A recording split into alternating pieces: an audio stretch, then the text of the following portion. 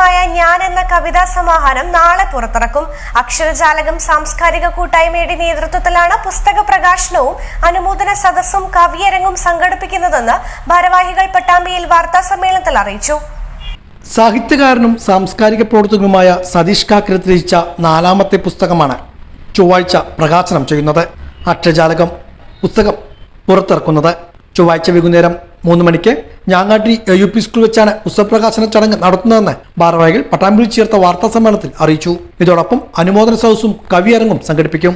അക്ഷരജാലകം സാംസ്കാരിക കൂട്ടായ്മയാണ് പരിപാടിക്ക് നേതൃത്വം നൽകുന്നത്. അക്ഷരജാലകം സാംസ്കാരിക കൂട്ടായ്മയുടെ നേതൃത്വത്തിലുള്ള അക്ഷരജാലകം ബുക്സ് പ്രസിദ്ധപ്പെടുത്തുന്ന 100ാമത്തെ പുസ്തകമാണ് ഇതെന്നും ഭാരവാഹികൾ പറഞ്ഞു. നമ്മുടേതായ ആൾക്കാരെ ഒട്ടനവധി കഴിവുള്ള വ്യക്തികളുണ്ട്. അവർ ഇപ്പോൾ സമൂഹത്തിൽ ശ്രദ്ധിക്കപ്പെടുന്നുണ്ട്. അവർക്ക് വേദികൾ ലഭിക്കുന്നുണ്ട്.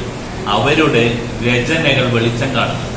അത്തരം വെളിച്ചം കാണുന്ന രചനകളുടെ 100ാമത്തെ പുസ്തകമായിട്ടാണ് അക്ഷരജാലകത്തിന്റെ വൈസ് പ്രസിഡന്റ് കൂടിയായ പ്രിയപ്പെട്ട ശ്രീ സതീഷ് കാക്കരാത്തിന്റെ കവിതാ സമാഹാരം ഞാൻ എന്നാണ് ആ കവിതാ സമാഹാരത്തിന്റെ പേര്.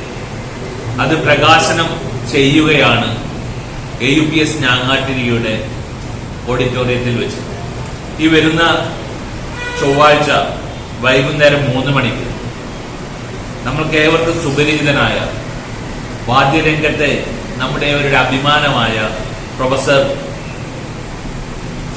കലാമണ്ഡലം ചന്ദ്രൻ പെരിങ്ങോടി എന്ന ആ മഹത് വ്യക്തിയാണ് നമ്മുടെ ഈ ഒരു അക്ഷരജാലത്തിലെ കൂടിച്ചേരലും അതുപോലെ ഈ പുസ്തകത്തിന്റെ പ്രകാശനവും. പുസ്തകപ്രകാശനം പ്രശസ്ത വാദ്യകലാകാരനും സംസ്ഥാന സംഗീത അക്കാദമി ഭരണാംഗവുമായ പ്രൊഫസർ കലാമണ്ഡലം ചന്ദ്രൻ ഉദ്ഘാടനം ചെയ്യും.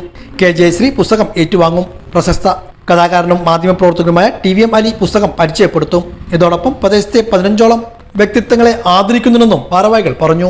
വാർത്താ സമ്മേളനത്തിൽ പ്രവർത്തകരായ ഹുസൈൻ തട്ടത്താഴത്ത്, സതീഷ് കാക്കരത്ത്, രാമനുണ്ണി, പ്രിയങ്ക പവിത്രൻ, വത്സല ഞാങ്ങാട്ടി എന്നിവർ ഇതേക്കുറിച്ച് വിശദീകരിച്ചു.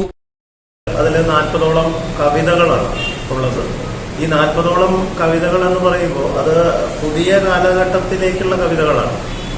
നമ്മുടെ ചുറ്റും നമ്മൾ നോക്കിക്കാണുന്ന സംഗതികൾ അതേപോലെ പകർത്തി വെക്കുക, അതിന് വേറെ തരത്തിലുള്ള ഭാവങ്ങളോ താളങ്ങളോ ഒന്നും കൊടുക്കാതെ സാധാരണക്കാരന് വായിച്ചു പോകുമ്പോൾ തന്നെ അത് മനസ്സിലാക്കാൻ കഴിയുന്ന വരികളിൽ എനിക്ക് അത്തരം കവിതകളോടാണ് ഇഷ്ടം. കുറെ മനസ്സിലാക്കാത്ത വരികൾ എഴുതി വെച്ച് ആളുകളെ രണ്ടും അല്ലാത്ത സ്ഥലത്ത് കൊണ്ടു നിർത്തുന്നതിൽ എനിക്ക് താല്പര്യമില്ല. അതുകൊണ്ട് ഒറ്റ വാക്കിൽ അല്ലെങ്കിൽ ഒറ്റ ഇരിപ്പിന് തന്നെ വായിച്ചു നോക്കിയാൽ മനസ്സിലാവുന്ന കവിതകൾ.